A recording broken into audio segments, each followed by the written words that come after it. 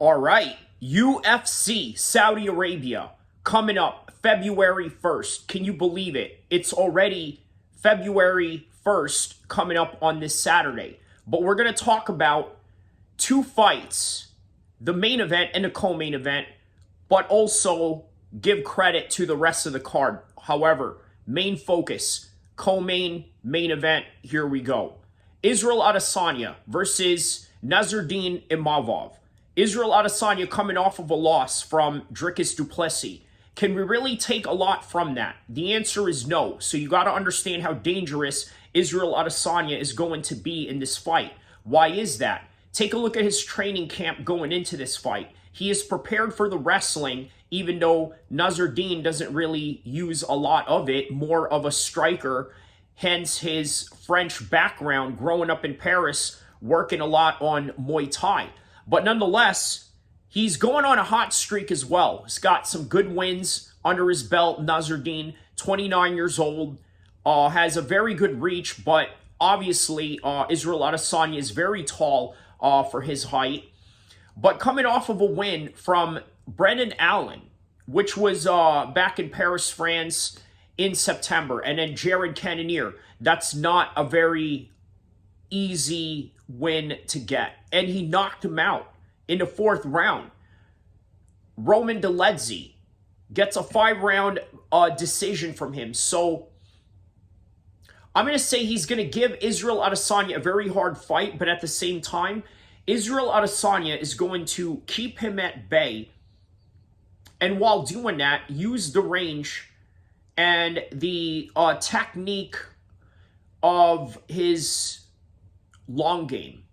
In other words, he's going to circle back again, and he's going to strike, he's going to throw leg kicks, and he's going to offset you with his rhythm because he does a lot of feints, which is something that his camp emphasizes in. But I got to tell you, I think that the loss of Dricus du Plessis is not indicative of this fight, and Israel Adesanya is just at a higher level than Nassourdine, in my opinion. In terms of championship experience, it's going to take him a long way, and I see this as a 5-round decision for Israel Adesanya. All right, now to the co-main event, Sharapoutin Magomedov taking on Michael Venom Page. Sharapoutin, undefeated, 15-0. Going in there with the former Bellator star of Michael Venom Page, we don't really know much about his ceiling. What we do know is that Michael Venom Page has great striking that Sharapoutin can match with him. The range for Michael Venom Page is going to be even deeper. 79-inch in his reach at 6'2", and Sharapoutin at 73-inch. But uses a striking game. I gotta tell you, this is going to be a very difficult fight for Sharapoutin. But I think with his age, he's going to get through with it. I also think this is a 5-round fight. Now, I'm not sure what... No, I don't think it is. No, this is a 3-round fight. But if this goes to 3 rounds, I'm going to have to give it to Sharapoutin by decision. So that is my final prediction for both of these fights. Short and sweet. Decision for Sharapoutin. Decision for Israel Adesanya. And also worth mentioning, Sergey Pavlovich taking on Jairzinho. What we're going to find out about that is what ceiling does Sergey have in the heavyweight hierarchy. Obviously, coming off of a loss from Tom Aspinall, we see where Tom Aspinall is at right now. The guy that John Jones is damn near ducking.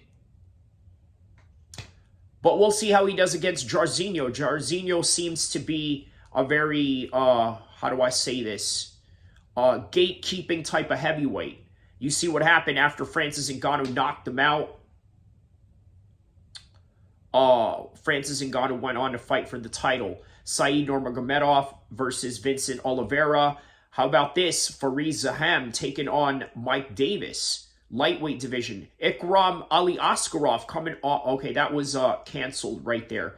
And in the prelims, you got Muhammad Nayoff taking on Khan Ofi. And then Shamil Gaziz taking on Thomas Peterson. Terrence McKenna, that's a fun one, against Damir Hadjovic. Jasmine Jelichovacius taking on Myra Buenasilva. Bogdan Gran taking on Lucas Alexander. And then Hamdy Abdelwahab, a heavyweight. Okay, this is interesting. 5-0 taking on Jamal Pogues, who's 11-4. And then Jordan Levitt was supposed to be in this fight but got canceled. Okay, and that is the rest of the card. So opening up with this guy, Hamdy Abdelwahab. That's interesting. Who is this guy? Let's do a little feature on this guy. Egyptian, okay. Was a professional wrestler. Now that's interesting. Or professional wrestler, or, okay, medal. Okay. Oh, wow. Okay, so he won the African Games gold medal, representing in Greco-Roman in Egypt. Okay, so Hamdy Abdelwahab. Okay, so this is definitely somebody to look out for right here. 32 years old. All right. So I think this is going to be obviously an easy finish for him. Let's take a look at who his opponent is here. Jamal Pogues seems to be kind of like a journeyman fighter in a way. Lost to Mick Parkin by decision. Okay, so he can hold his own decision. Gets submitted. Okay. All right. So he's lost his first fight and then won that. Well, okay. So, okay, not a bad record. I think will be a tough test for Hamdy Abdelwahab, the Egyptian Greco-Roman wrestler. Obviously, I think this is going to be an easy win for him. Not an easy win. Actually, you know what? I would not be surprised if this fight goes to a decision based on the fact that Hamdy is going to try to wrestle him, keep him down, but maybe a few times get rocked by knees, punches, but recovers because they're heavyweights. They can take shots, or sometimes it goes the other way around where heavyweights just can't take the heaviest shot that's given to them.